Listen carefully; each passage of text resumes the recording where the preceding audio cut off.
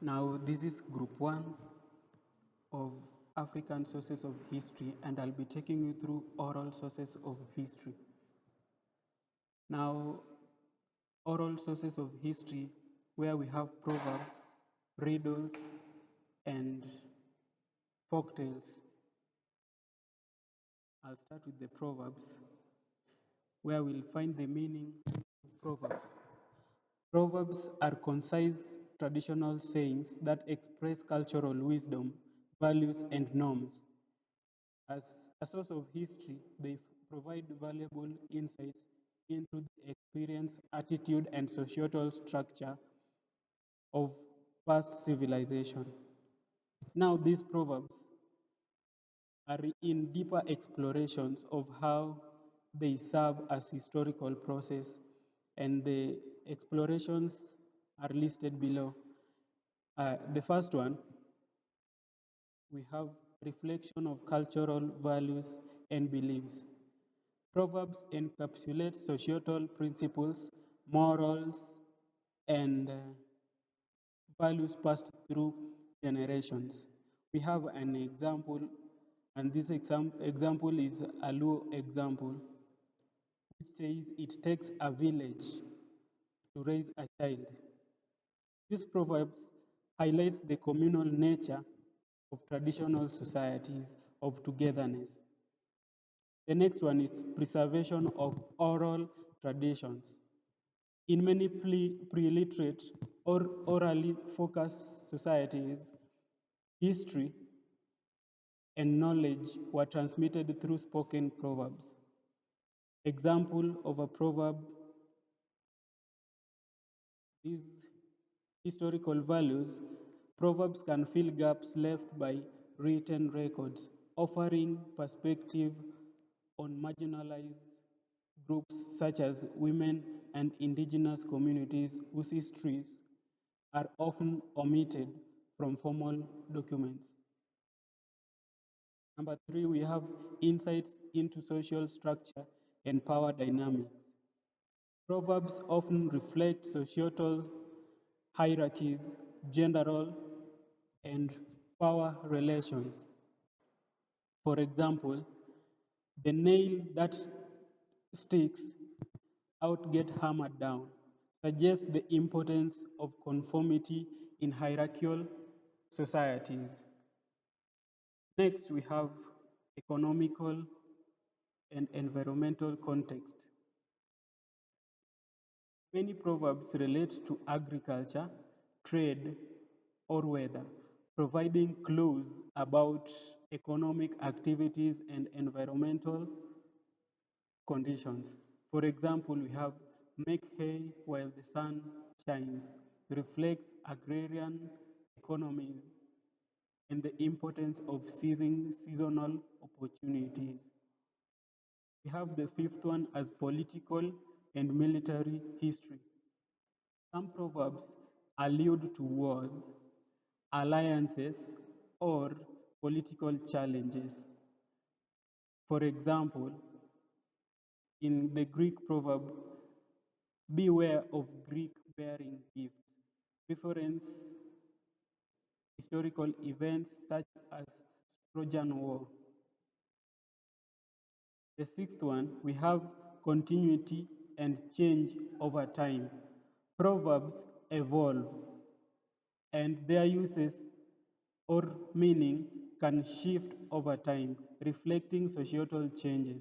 For example, a once common proverb about woman's place in the home may become obsolete or repurposed as gender role evolved. Next one, we have cross-cultural interactions and influence. Proverbs often show the exchange of ideas between cultures through trade, conquest, or migration. For example, a bird in hand is worth two in the bush, appears across different cultures, showing how wisdom travels. We will have the limitations of these proverbs. Limitations are the same as disadvantages of proverbs. And the first limitation, we have subjectivity.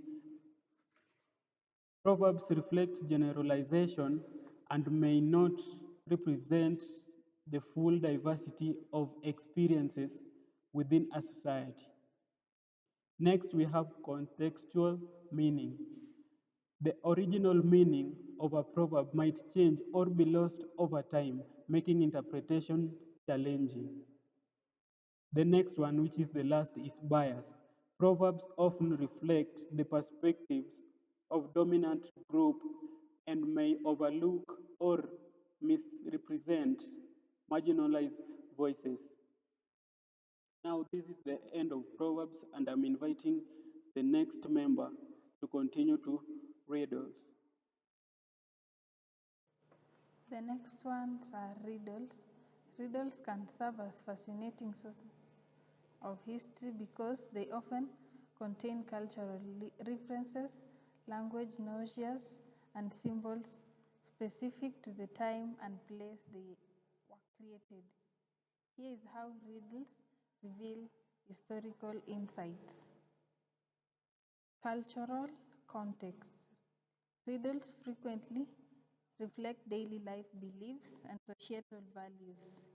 For example, medieval European riddles often revolve around farming, seasons, and nature, giving insights into agrarian lifestyle.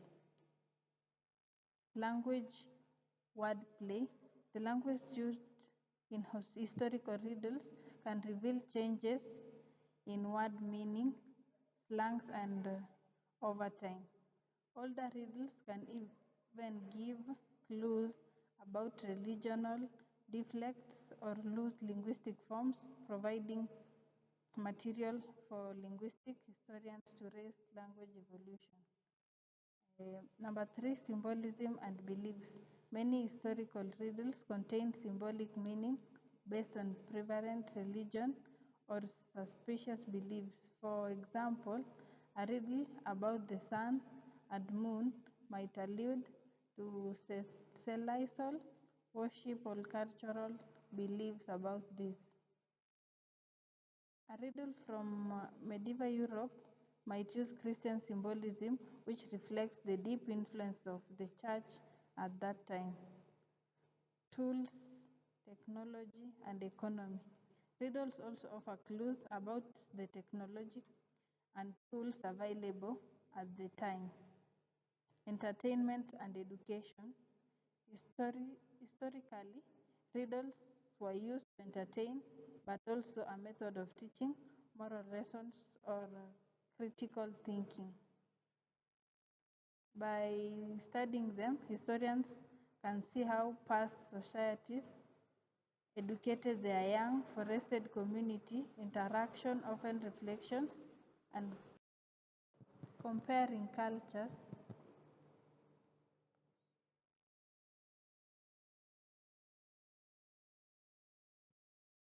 Riddles can show similarities and differences across cultural periods by comparing sayings and Norse riddles. Through these insights, historians can use riddles not only to piece together the daily lives of people from the past, in a cultural context, riddles frequently reflect daily lives, beliefs, and societal values. Language and wordplay. Language used in historian riddles can reveal changes in the word's meanings, symbolism, and beliefs. Many historical riddles contain symbolic meaning based on prevalent religions or rules and technology and economy. Riddles also offer clues about the technology and tools available for that time. Entertainment and education. Historical riddles were used to entertain, but also a method of teaching moral lessons or critical thinking. Comparing cultures. Riddles can show similarities and differences across cultures and periods Then I'll leave it at that so that the next member can take us through folk tales.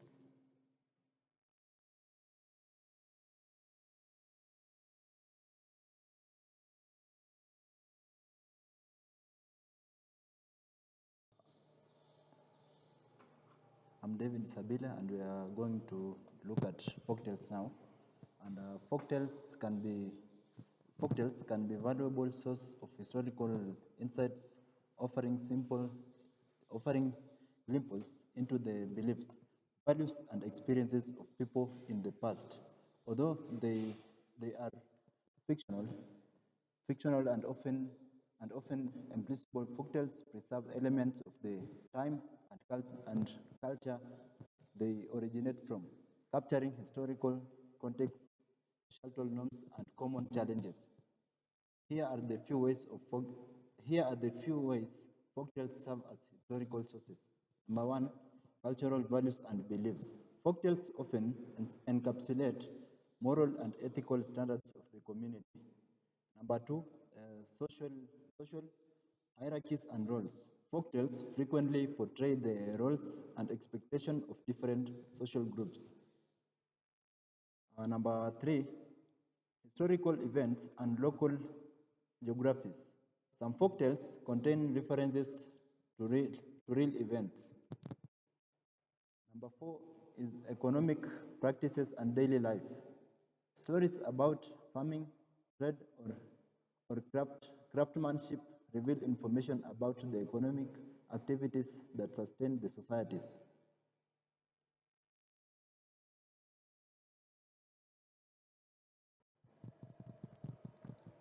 It's a continuation. Point number 4, economic practices and daily life. Stories about farming, trade, or craftsmanship reveal information about the economic activities that sustained societies. Folktales can describe daily practices, local foods, types of clothing, and tools, providing historians with details about everyday life. Resistance and resilience. Folktale often features themes of resistance against oppression, showcasing how people may have dealt with foreign invasions. Number 6, transmission of knowledge. Many folktales serve to educate the younger generation about dangers, survival skills, and natural phenomena. By examining the symbolic language, recurring themes, and cultural references in folktales, historians can glean insights into the lives and thoughts of people in times and places where written records may be sparse or absent.